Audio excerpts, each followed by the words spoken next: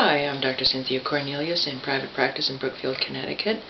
I'm a podiatrist who sees a lot of nail fungus. Onychomycosis is the technical term. Nail fungus affects on the toenails about 8% of the adult population. It's increasing in prevalence.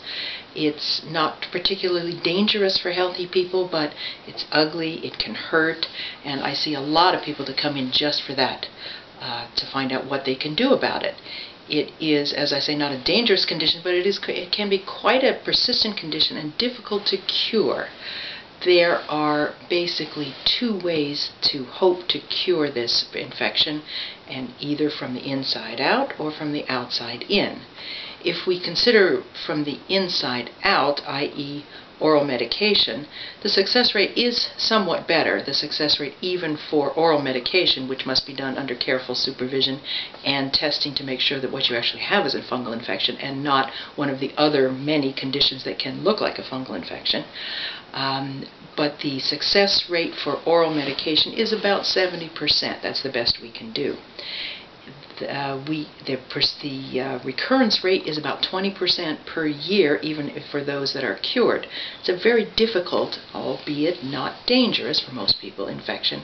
It impacts one's quality of life. It can hurt. If you have other, what we call comorbidities, you have other disease states like diabetes or poor circulation, it can be dangerous. For most people, it is not, although people do not like it. I can tell you, they do not like to have it. The other way that we have available to treat the condition is from what I call the outside in, which is topically.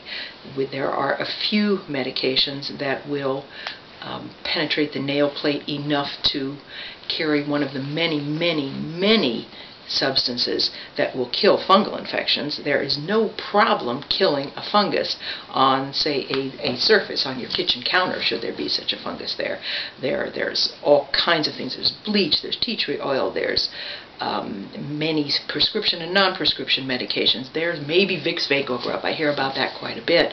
But the problem is not killing the fungus. They're not that hard to kill, but the problem is penetration.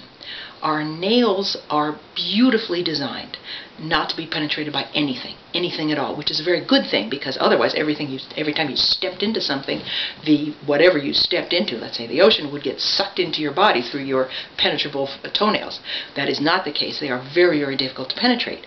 So the problem is overcoming the body's natural defense mechanisms, which is a very effective impenetrability, to get one of the many antifungal ingredients to reliably penetrate all the way through the fungus, the fungal nails, all the way down to the nail bed for at least a year. Not so easy, Not impossible, sometimes it is impossible, but I like the topical treatments, but the success rate is somewhat less. 50-50 would be a good success rate.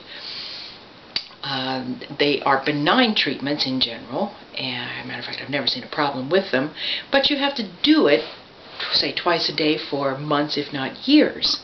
And some people are willing to do that, some people are not. And again, since you're still in the world with our fellow creatures, 8% of whom have a fungal infection, your chance of reinfection, again, is pretty high.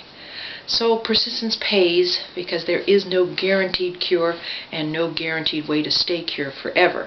That said, I treat a lot of nail fungus. I think it's probably the #1 condition that I treat, because it's ubiquitous, it's extremely common, it disturbs people physically and mentally. Why not? Mentally. And I do my level best. If I have to say so myself, I'm pretty good at treating nail fungus.